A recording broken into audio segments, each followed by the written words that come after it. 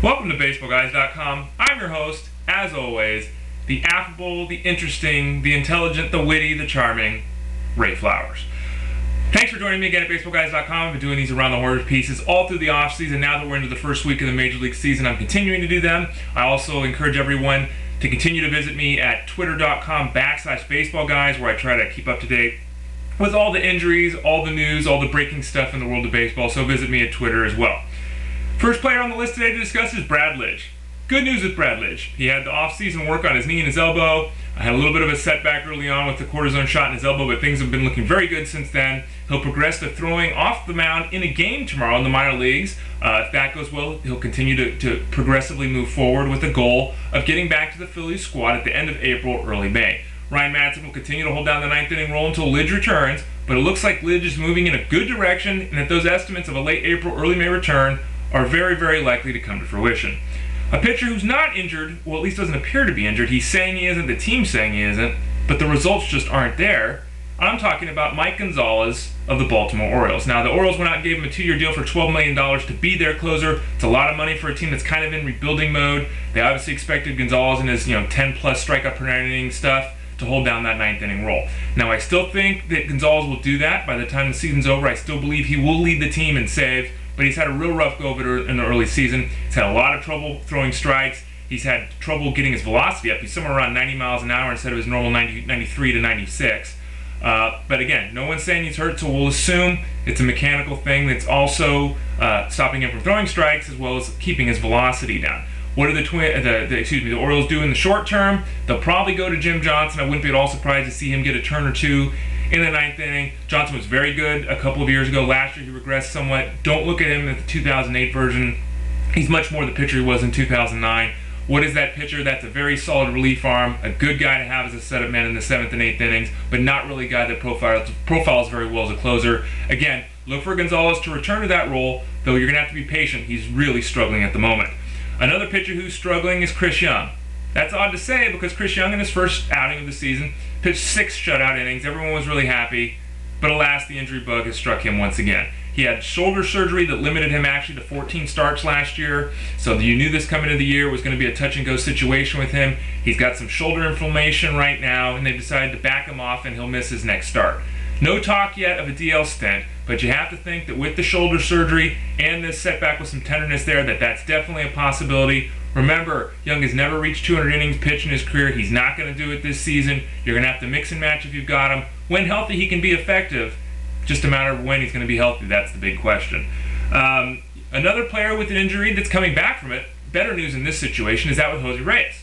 Reyes had the knee, the hamstring, the thyroid. There's been all kinds of things that have been bugging him. But the bottom line is at this point, he's healthy. It looks like he's ready to go, and he'll be in the Mets lineup on Saturday. Really good news to Mets. We're not quite sure if he's going to be in his customary leadoff spot or if they're going to try him in the 3rd spot. There was some talk of him hitting in that spot early on. We'll have to wait and see. But the good news, again, is that Jose Reyes will be back with the Mets and in the lineup starting on Saturday. Now, the other star that's injured for the Mets that isn't in the lineup is Carlos Beltran, who has a knee issue. He was supposed to start running this week. That was always the goal. Unfortunately, that really hasn't come to fruition, and they decided to back him off a couple of days. Now, in the grand scheme of things, a couple of days isn't a big deal, especially when you're coming back from surgery and we're talking, let's get ready for the long-term prognosis and health of a player. But it's also a bit distressing that he hasn't been able to hit this goal, which has kind of been on the books for a couple of weeks. He's probably still 5 to 6 weeks away from return, and as I said earlier around the horn videos before the season started, I really wouldn't be counting on Beltran to be at full strength until the second half of the season. Those of you that drafted him expecting more than that, you're probably going to be disappointed. Don't be overly concerned by a couple of days delay here, but then again, he's going to miss all of April. He'll probably miss most, if not all, of May, and that means his value is going to be greatly reduced for 2010. Brian Roberts is another player who's injured. He had the back that was bothering him all spring. The back apparently was healthy. He's played the first couple of games. Well, unfortunately, he had a different situation arise today on a slide into second base. He hurt his abdomen.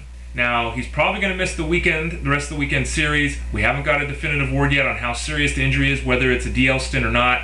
It didn't look pretty. There's some whispers that it might be something that causes him to go to the DL. This is obviously terrible news for Roberts owners who thought they kind of dodged a bullet when his back issue cleared up.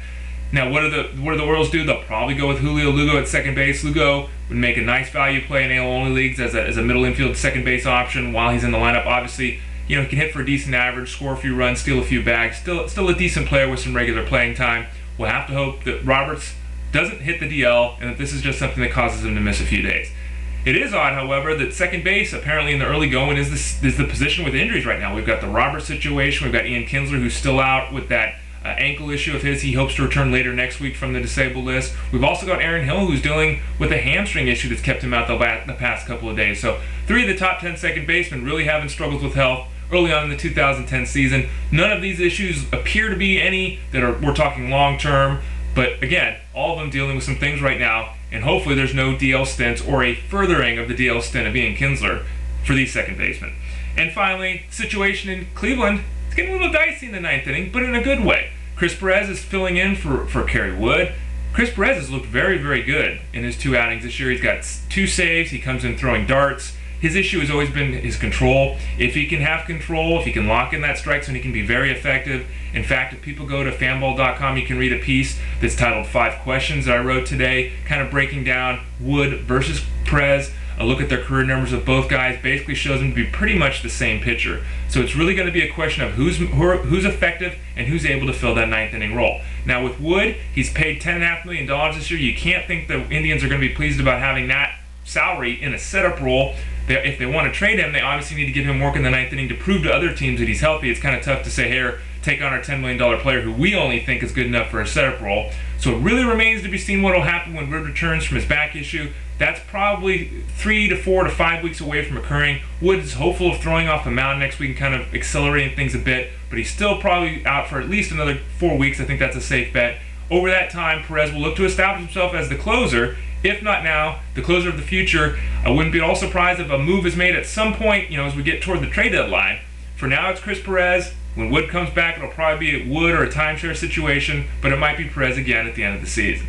Again, I'm Ray Flowers, baseballguys.com. Don't forget to visit me there, as well as twitter.com/baseballguys. Everyone have a good weekend, and I'll talk to you soon.